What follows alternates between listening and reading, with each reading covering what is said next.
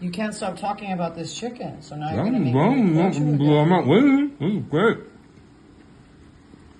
That was a good bite. So, Just keep a little extra. If you guys saw how I butchered that, I left a little piece of that breast on the wing. I didn't think you were a wing guy. you know I'm a breast man.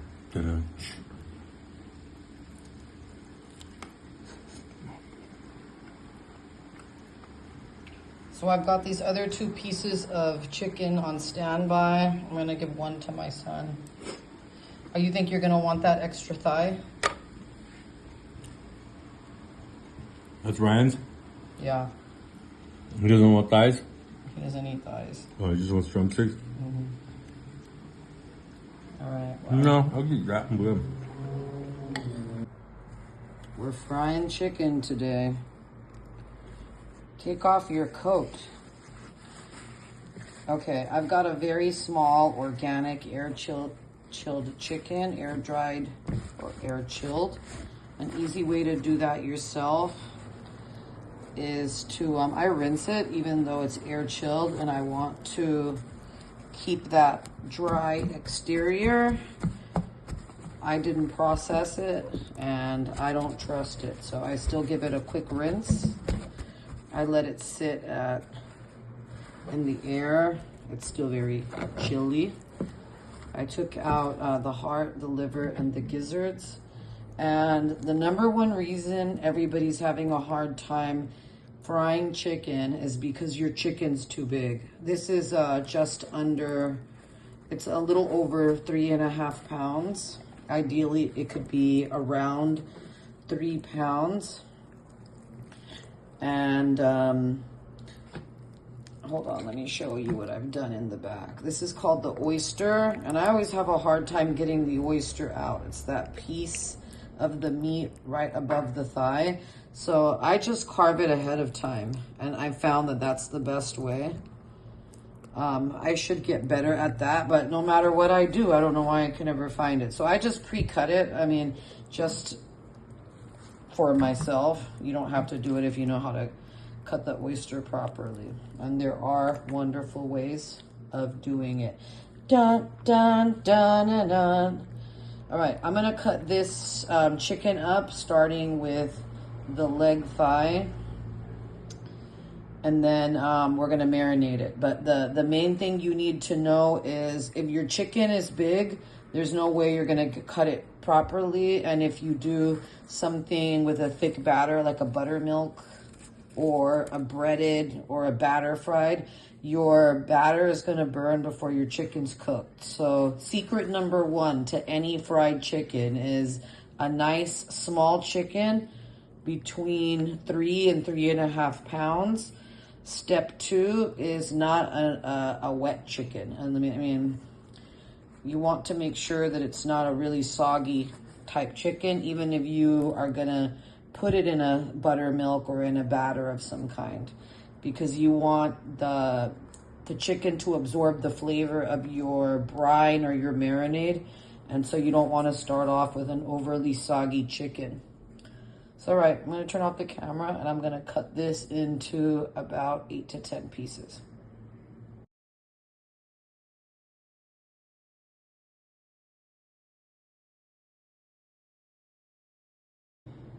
Okay, so here is my cut up chicken. I have 2 drumsticks, 2 thighs, 2 wings. I always cut off a little bit of the breast to just give it a little bit more bulk. I have the 2 tenderloins, which I just pulled off of the breastbone, and I cut the breast in half. This is a very small chicken. I didn't have to do that, but I didn't want to make it too big so that if somebody wanted a little piece of breast or thigh breast or however they wanted to do it. And then here's everything that I cut off of it. Extra skin, the backbone, the neck. Here's the backbone. So all this will go into a stock. So I'm gonna bag this and freeze it. And then we're going to start seasoning up the chicken. So use a really good sharp boning knife for this. I took off, unnecessary skin because we're going to batter it. I left some on. You can do either way. I mean, it's a real personal preference if you want to keep the skin on. I prefer it skinless, but I'm going to keep a little bit of the skin on for science. That's it.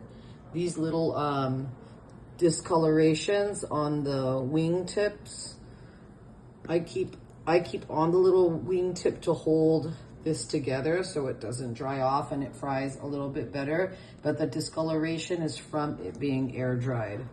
So when you go to a good butcher that does aged meats, you'll often see the poultry and even the beef with a little bit of that dryness.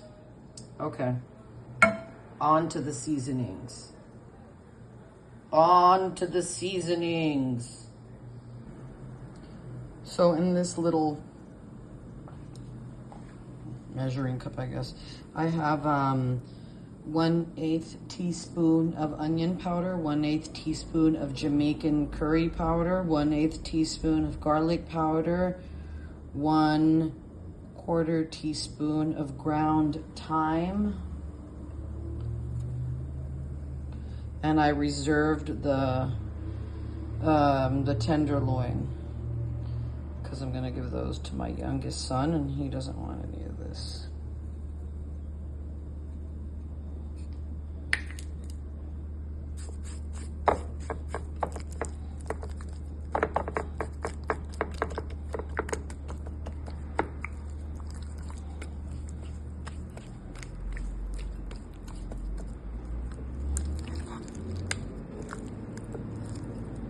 Get your seasoning in here.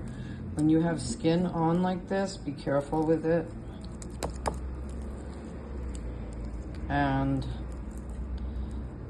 keep it kind of open. This is the gizzard. Came with the liver, the heart, and the gizzard. But I only wanted the gizzard.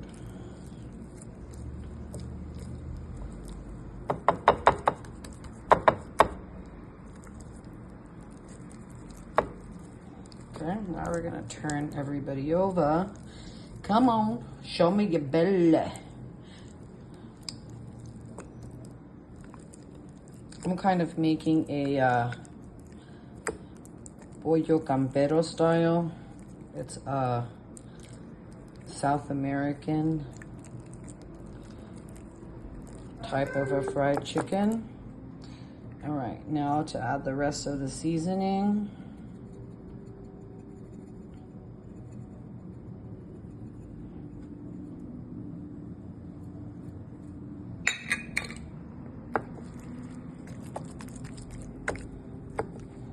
Okay, get every last bit. I have not added salt yet. Salt will be the next ingredient because I don't want to start drawing out the moisture. I want to get those seasonings good and embedded into my meat. Okay, I live in a very urban neighborhood. That's why you'll hear so much background noise. The urbaniest part of Los Angeles, which I love, by the way. I'm a city girl. Okay, I'm gonna wash my hands, wash all the utensils, and then I'm gonna add salt. Okay, I've added 1 tablespoon of chicken bouillon and about 1 tablespoon of salt. That will just, salt will vary, you know, you add as much as you want.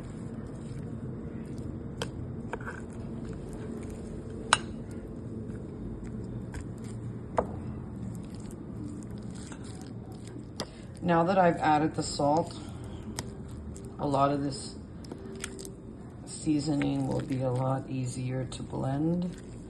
That's good though. You know, you could use one of these pieces as a little wiper for everybody else.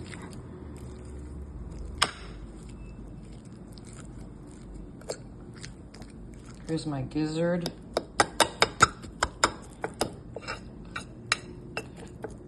Poke him. The last ingredient I'm gonna add is about a tablespoon of vinegar. Okay, I'm using vinegar powder. This is a wonderful ingredient. Not too much, I don't wanna wet it. Okay, a little vinegar powder is gonna give me a little bit of that nice vinegar tanginess. Another optional ingredient, but it adds that nice acidity without getting your marinade wet, which is so wonderful to not get your marinade wet. Oh, my dry seasoning, because I'm gonna end up frying this and I don't want it to pop all over the place. So what I'm gonna do now is I'm gonna cover it with plastic wrap. I'm gonna let this marinate for a while, and then I'll show you when it's time to fry it up. I'm gonna be making this with some rice, stewed beans, and some avocado. It's gonna be a simple meal. I have a lot going on this week, but I could not let this go by. So this is a way to do fried chicken that's nice and seasoned. And again, you have to use a small chicken and try not to wet it up. I mean, if you did do a brine, I'm gonna do more fried chicken videos because I want to talk about buttermilk chicken recipes. This guy looks a little sad. I'm gonna turn him upside down because I want any little thing that drips off to get in here. All right, plastic wrap, which I already have pre-cut right here. Plastic wrap and sit time. Okay, I've added my chicken to my cast iron pan and it's just boiling away. I'm not gonna keep it over too long because I don't want it to steam up, which it's about to do. Well, for the sake of my phone, I did not record this on camera, but here it is, fresh out of the fryer. Look at that beautiful red golden color. It's nice and crunchy. I'm gonna let it set before I cut it. All right, remember those two chicken tenderloins that I set aside? So this has a little bit of flour, a little bit of chicken bouillon, a tiny little bit of salt. Same procedure. So this could have whatever you wanted it to have.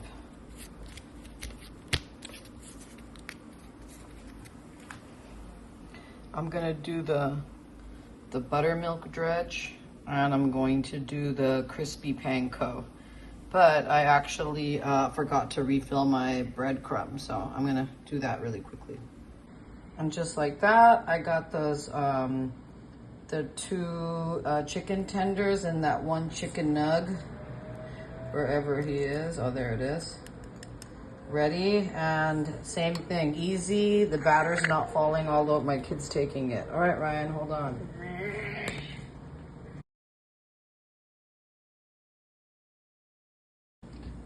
All right, my kid just came down and said this was Jesus chicken.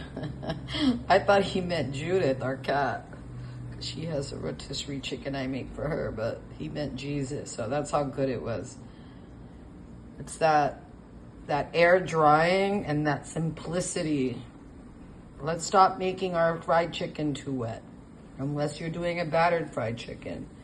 But we're gonna get to that in the chicken series.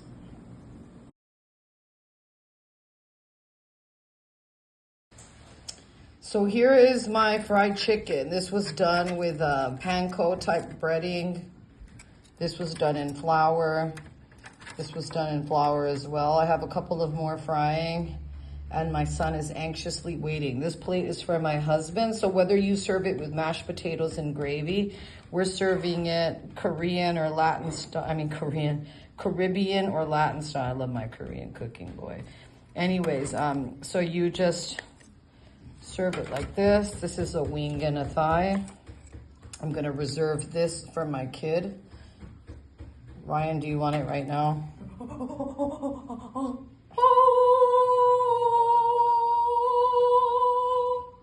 Okay, noise alert. But it doesn't matter the breading. Look, it holds its shape, whatever flavoring you want to put. It's just a wonderful thing. You can explore the flavor profiles you want. Like I said, we're gonna talk more about different kinds of breading and why they usually don't work. I used to brine, I still do occasionally brine my chicken. I try to do more like dry brining, but even if I do a wet brine, I still make sure that once I remove it from the brine, I give it that air chill and it works out perfectly. So here's our chicken thought of the day. My husband's gonna sit down to eat. I don't know if he'll let me catch a reaction. If he does, you'll see it. And if not, until we meet again. And remember, if it's worth doing, it's worth doing well. And I promise you, this is gonna solve a lot of those issues you've had with the different kinds of breading you've wanted. So there it is. Shout out to my grandkid too. Boop. Love you guys. To my grandchildren, I should say, who watch my videos. All right. Bye.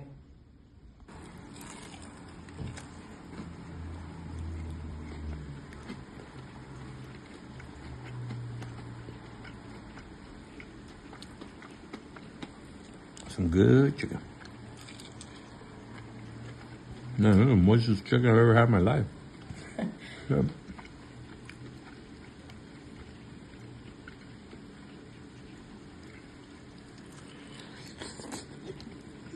You want a straw? It sounds so juicy, but yet it's not drippy. All right, well, until next time, enjoy your meal.